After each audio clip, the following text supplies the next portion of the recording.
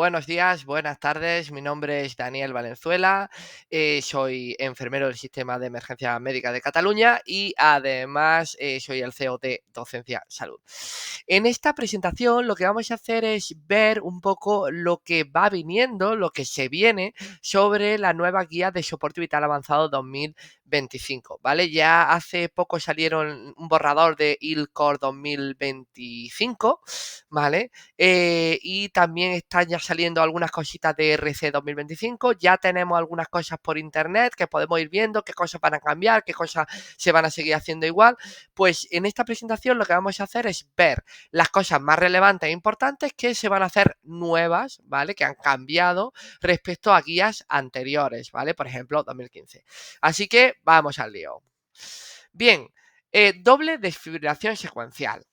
Bien, hasta ahora, cuando un paciente estaba en parada cardiorrespiratoria en un ritmo desfibrilable, pues hacía una desfibrilación. Bien, después de la tercera descarga, de la tercera desfibrilación, se consideraba que era una fibrilación ventricular arrefractaria, y en estos casos se ha comenzado, o se escuchaba desde hace ya un par de años, se lleva escuchando el tema de la doble desfibrilación secuencial, que es básicamente ponerle al paciente dos monitores desfibriladores en vez de uno.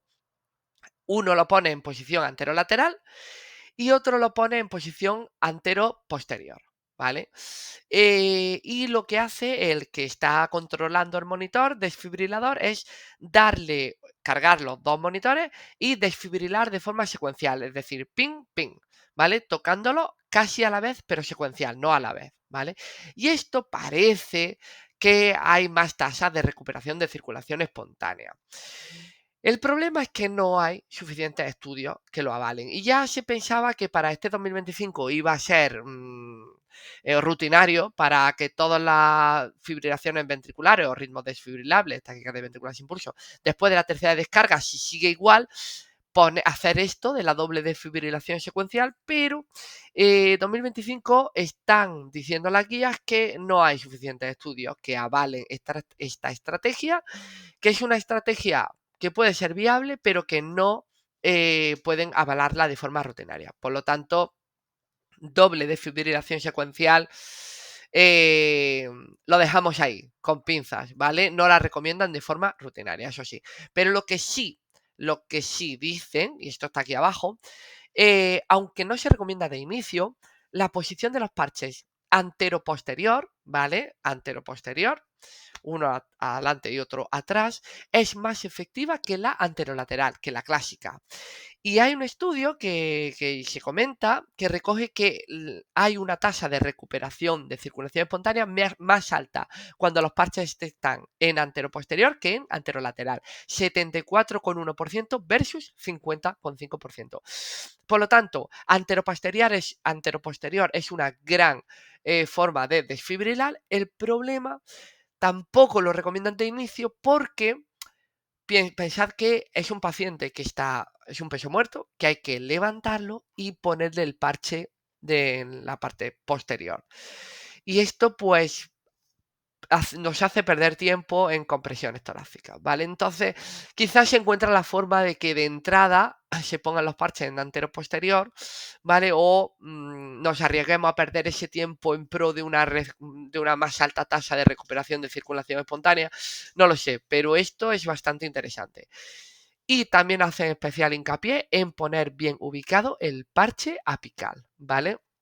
El de la línea axilar media, que es donde pondríamos aproximadamente V6, ¿vale? Para coincidir con el apex del corazón. Seguimos. Nos olvidamos del calcio y bicarbonato de forma rutinaria. Yo recuerdo hasta hace, bueno, relativamente poco, cuando había una parada cardiorrespiratoria, siempre llegaba alguien y decía, administramos bicarbonato, venga, bicarbonato. Y siempre se ponía bicarbonato. Fuera cual fuera la causa de parada cardiorrespiratoria, cuando ya llevaba 5 minutitos, 10 minutitos en parada cardiorrespiratoria, ¡pum! Bicarbonato. Bueno, pues esto lo dejamos de hacer, ¿vale? Se usaba para la acidosis metabólica, que obviamente tienen los pacientes que ya llevan unos minutos en parada cardiorrespiratoria, pero parece ser que no hay tampoco evidencia que diga que mejora recuperación de circulación espontánea ni nada. Por lo tanto, dejamos, por ejemplo, el bicarbonato solamente cuando sea un antídoto o para una causa reversible, como por ejemplo los antidepresivos tricíclicos. Y cada vez hay más reportes de conciencia inducida por RCP. ¿Vale? Esto antes era algo como anecdótico. Uy, yo sí conozco a alguien que hizo una parada cardiorrespiratoria y cuando hacía RCP el paciente vivía. Ah, pues entonces no estaría en parada, estaba vivo. No, porque cuando dejaba de hacer RCP el paciente se moría. Bien, esto ya cada vez hay más reportes, hay más evidencia y bueno, varias cosas. ¿Por qué se está reportando más y por qué estamos haciendo la RCP mejor? ¿Vale? Entonces llega más sangre al cerebro, mejor oxigenada, y el paciente, pues hacemos esa función de bomba con las compresiones y podemos hacer que el paciente reviva. El problema es que cuando deja de hacer RCP el paciente vuelve a fallecer, ¿vale? Entonces, en estos casos, lo reconoce, dicen que existen y que se recomiendan poner dosis bajas de pseudoanalgesia, ¿vale? Para evitar ese sufrimiento que puede tener el paciente, ¿vale? No dar relajantes musculares, pero sí pseudoanalgesia. Bien, entran en escena unos monitores que molan mucho, ¿vale? Todavía no existen en todos los sitios, pero es un futuro. Yo creo que esto es una visión de futuro, ¿vale? Que he estado investigando y revisando. Desfibriladores de onda pulsada, ¿vale? Hasta ahora conocíamos el de onda monofásica, que es este de aquí arriba, ¿vale? Que es desde un parche se emite una onda enérgica, una electricidad, hasta el otro parche, ¿vale? De una va a la otra la electricidad y entonces en medio está el corazón y lo descargas de energía, ¿vale? Lo desfibrilas. Después, estos desfibriladores, los monofásicos, requerían muchos julios, hasta 360 julios. Es más, estos desfibriladores los veías porque se podía programar los julios hasta 360, entonces sabías que eran monofásicos. Después vinieron los bifásicos, que son los que hoy en día hay en casi todos los sitios, que emiten dos ondas, una de ida y otra de vuelta, de un parche a otro, ¿vale? Entonces, digamos que al corazón le das dos descargas, ¿vale? Por el precio de una. Y entonces puedes disminuir los julios, ¿vale? Por lo tanto, dañas menos el corazón y bueno, y parece que es más útil. Esos son los desfibriladores que tenemos hoy en día que van hasta los 200 220 julios, ¿vale? Y ahora entran estos de aquí abajo en escena, que son los desfibriladores de onda pulsada. ¿Qué significa esto? Pues que en vez de emitir una o dos, emiten muchos pulsos de descarga eléctrica, ¿vale? Mejoran menos daño, porque son con menos julio, menos daño al corazón, mejora la impedancia, ¿vale? Y parece que funciona también un poco mejor, ¿vale? Pero bueno, esto es una cosa que lo veremos en un futuro. Y también una cosa muy chula, y es que entran los monitores desfibriladores también que detectan como dos electrocardiogramas. Uno, intentan buscar el electrocardiograma del corazón sin el artefacto de las compresiones torácicas, para que mientras estemos haciendo compresiones torácicas se vea solo la línea del electrocardiograma. Si está en asistolia, pues se verá una asistolia, pero aún mientras hacemos compresiones torácicas. Hoy en día, cuando hacemos compresiones torácicas con un monitor desfibrilador normal, cuando hacemos las compresiones se ven una onda así como una taquicardia ventricular, ¿vale? Que son las compresiones. Y claro, no podemos ver el ritmo que hay detrás, ¿vale? Pues ahora ya hay monitores que permiten ver el ritmo que hay detrás. Incluso si estamos haciendo compresiones y el ritmo cambia y se ve un sinusal, podríamos plantearnos ya parar las compresiones torácicas, ¿vale? Pero bueno, esto es solo un vistazo al futuro, ¿vale? Bien, taquicardia ventricular monomórfica. En paciente estable o inestable, aplicar el mismo tratamiento. Ojo, antes el paciente con una taquicardia ventricular estable, pues se administra procainamida, por ejemplo, según la guía RC, pues también amiodarona. Procainamida mejor. Si está inestable, cardioversión. Vale, pues ahora dicen que cardioversión eléctrica para todos. Y tiene sentido, porque en realidad es lo más seguro. Es más seguro la cardioversión eléctrica que administrar medicación. Es así. Lo que pasa es que sí es verdad que hacen un inciso y dicen que es cierto que si el paciente tiene un alto riesgo de pseudoanalgesia, ¿vale? De anestesia, pues que entonces sí hacer cardioversión farmacológica. Pues me invento paciente muy anciano, muy débil, muy lábil, un paciente con patología pulmonar, vía aérea difícil, pues estos pacientes pseudoanestesiarlos, anestesiarlos, pues puede ser puede tener su riesgo, ¿vale? Entonces, en estos casos, pues sí, cardioversión farmacológica. Pero si no, si el paciente está estable, aunque el paciente esté estable, si el paciente no tiene más comorbilidades importantes, cardioversión eléctrica, ¿vale? Cardioversión eléctrica a todos. Es más seguro, ¿vale? Y revierte más a su ritmo sinusal, ¿vale? En pacientes con taquicardia ventricular inestable, si falla la cardioversión eléctrica por incapacidad del desfibrilador de detectar la onda R, dar una desfibrilación. Esto es importante.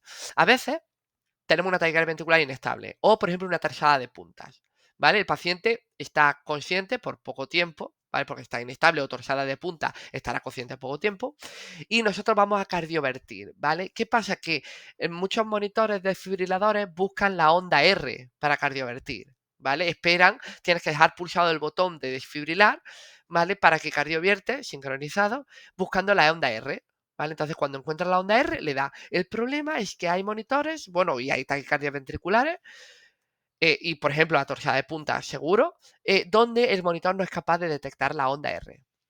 Vale, aquí en esta imagen sí se ve un poco la onda R, pero hay veces que son muy circulares, ¿vale? Son muy convexas y no se ve la onda R. Por lo tanto, ¿qué pasa? Que el monitor no la da, no da la descarga. Entonces te queda un rato ahí y dices, ¡ay! Acabas diciendo, es que este monitor no funciona, está roto, ¿vale?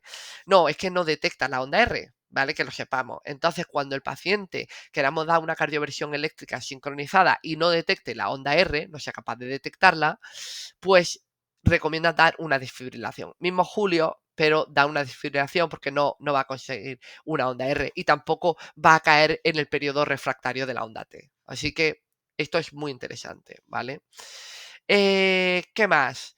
Ante una taquicardia ventricular persistente que no podemos revertir ni corregir factores predisponentes ni precipitantes, una estrategia plausible es el marcapasos temporal en modo OVR, que es Overdrive Pacing, que es básicamente poner el marcapaso a un ritmo más rápido de lo que va su ventrículo y entonces se sobrepone y extingue la taquicardia, ¿vale? Pues puede ser útil. El riesgo principal de esto es que puede desencadenar en una fibrilación ventricular y por lo tanto tenemos que estar con el monitor preparado, ¿vale? De esto había debate siempre. Primero, creo que en 2015 la RC hablaba de que cuando era una fibrilación ventricular fina, se debía hacer compresiones torácicas para aumentar o ponerla más gruesa y entonces desfibrilar. Y en realidad, pues ahora ya no. Ahora ya está claro. Fibrilación ventricular fina o fibrilación ventricular gruesa, ambas, las dos, descarga eléctrica, desfibrilación, ¿vale? Procainamida, ya se van enterando de que la procainamida es mejor que la amiodarona, ¿vale? ¿Se usa más la amiodarona? Sí, porque se conoce más, pero tiene mucho más efectos adversos, ¿vale? Hay un estudio que es el Procamio, que habla sobre que la procainamida tiene menor cantidad de eventos adversos que la amiodarona en taquicardia ventricular de etiología desconocida, ¿vale? Seguimos. Bradicardia inestable. Bradicardia inestable, ¿vale? Ya sabíamos que ante bradicardia inestable lo primero que tenemos que hacer es administrar atropina.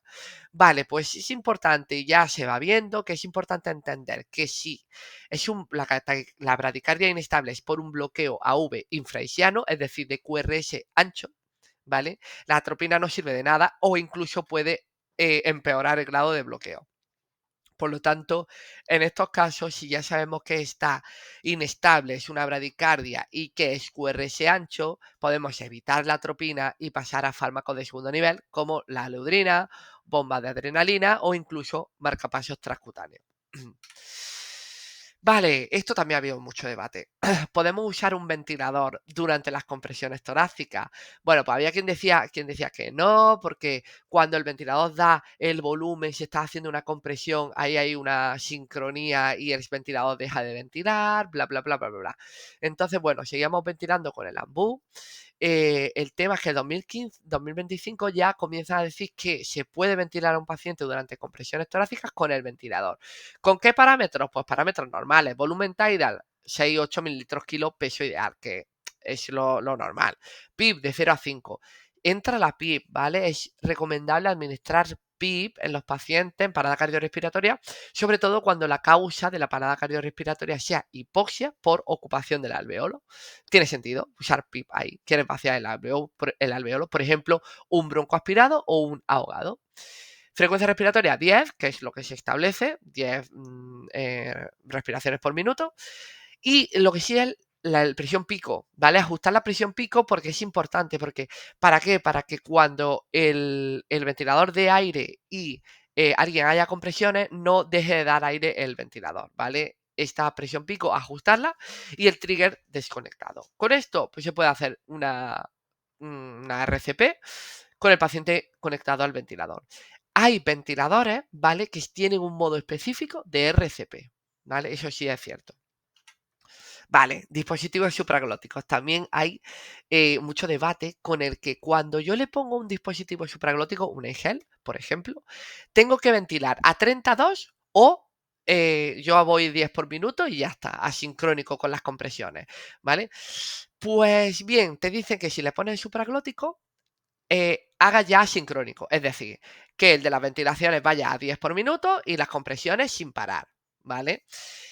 Pero sí es cierto que si te dicen que sí, ves que no se ventila bien, que el tórax no se expande o que hay mucha fuga de aire, que entonces vuelva al 32. Es decir, 30 compresiones y entonces cuando pare de hacer compresiones, el que está en la cabeza de 2 ventilaciones, ¿vale? Con el supraglótico. Bien, supraglótico, recordad, no aísla la vía aérea, no protege la vía aérea, ¿vale? Por lo tanto, si hay broncoaspiración o algo, hay vómito, puede broncoaspirar. Y la intubación orotraqueal, muy importante, la dejamos para los expertos. ¿Eres experto? No, pues no intubes. Pon un supraglótico, es muy sencillo de poner y no te lías y no pierdes el tiempo, ¿vale? ¿Intubar cuándo? Pues cuando, sobre todo, rápido, cuando la causa de parada cardiorrespiratoria sea hipoxia. Si no, no hay ninguna prisa en intubar, ¿vale? No hay por ahora estudios que digan que intubar hay más recuperación de circulación espontánea intubando. No. Pero en el caso de hipoxemia, ahí sí, intubar rápido. Y que no se paran las compresiones torácicas cuando el profesional se ponga a hacer laringoscopia, pero que sí, para pasar el tubo por las cuerdas vocales puede pararse como máximo 5 segundos, ¿vale?